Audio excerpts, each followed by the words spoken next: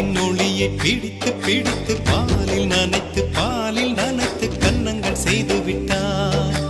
உலக மலர்கள் பறித்து பறித்து 2 பந்துகள் அமைத்து அமைத்து பெண்ணை சமைத்து விட்டார். அழகு என்பது ஆண்பாலா பெண்பாலா என்பதில் எனக்கு சந்தேகம் தீர்ந்தது. அழகு என்பது நிச்சயம் பெண்பாலடா.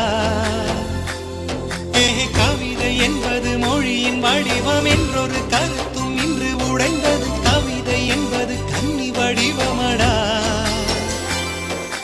மின்னலை பிடித்து